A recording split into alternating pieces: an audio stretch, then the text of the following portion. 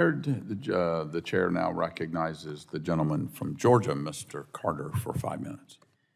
Administrator Reagan, thank you for being here. Appreciate your presence here. Appreciate your presence in my district at the Georgia ports last week. I'm sorry that I wasn't invited, but my staff found about it the night before, and they were able to get there, so I appreciate them being there. But thank you for being there. You saw what an economic engine the Georgia ports are to not only to our area and the southeast part of Georgia and to our state, but the entire southeast United States. And the impact reaches all the way up into the Ohio Valley. So that's one of the reasons that I'm so concerned, because we've had a lot of growth and prosperity that's come to our district, and I'm concerned about some of these new rules that and regulations that are being pushed by the administration. I don't want to see that deterred. I don't want to see that growth and prosperity deterred. No one cares more about clean air than I do.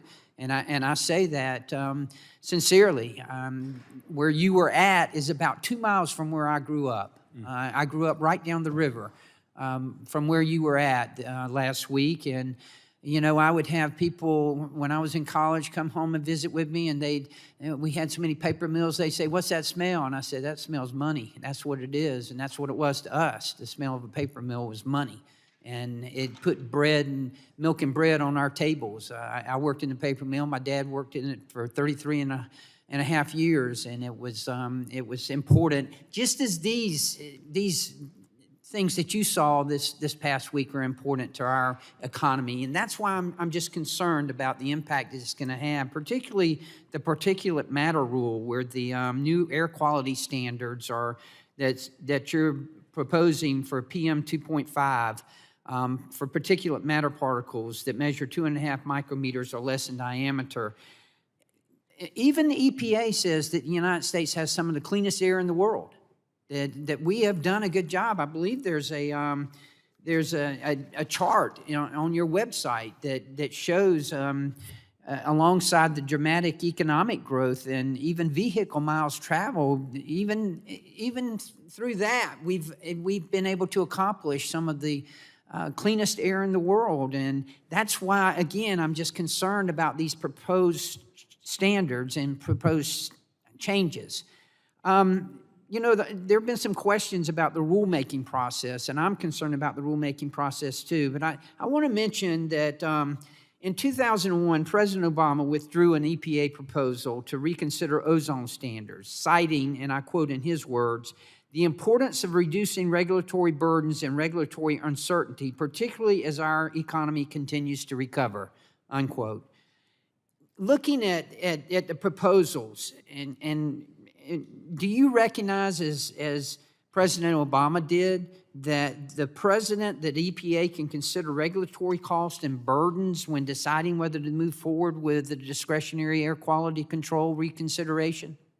Absolutely. I think that we absolutely do a cost-benefit analysis for all of these rules, and PM 2.5 and ozone are obviously different regulations here, but this one that we've proposed, and we're still having a conversation, we proposed it, we're taking comment, would avoid about 4,300 premature deaths and get a lot of lost work days, and we believe the technology exists to do this. So there is a cost. But aren't you concerned? I mean, you know, we got inflation, we've got, and you, again, you were there last week, you saw our economy's buzzing down there. We're doing great, and I don't want that to be deterred at all, and I'm concerned that this is going to do it. Well, and that's, I was there at the Port of Georgia for a reason, which is that port is demonstrating that they are well positioned for a significant chunk of that $4 billion that we announced from the Inflation Reduction Act. Those types of announcements that we're making to use those resources will help ports and communities all across the country comply with these regulations. The goal is to have our regulations be complementary of the resources that we're getting from these technologies. And I admire that goal, but let's please make sure that we don't inadvertently or unwittingly do just the opposite and deter growth. I want to get real quickly to brownfields, because I've got quite a few brownfields in my district, particularly in the southernmost part of my district in Glenn County. You mentioned the Justice 40 requirements. Can you tell me about those? How are the conditioning grants based on Justice 40 requirements?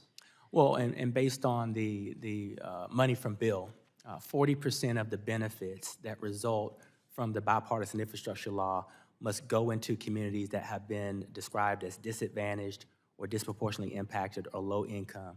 And 40% of the resources that come from the federal government will prioritize those disadvantaged communities. We've got a real concern with brownfields. And this has been going on so long, I get so frustrated. These brownfields that I'm talking about in my district have been on the books for over 20 years, 2 decades. I'm going to follow up with some questions. I'm out of time, but thank you very much again for being here, and thank you again for visiting the district. Absolutely. Gentleman's time has expired. The chair now recognizes the gentleman from California, Mr. Ruiz, for 5 minutes. Thank you, Mr. Chairman.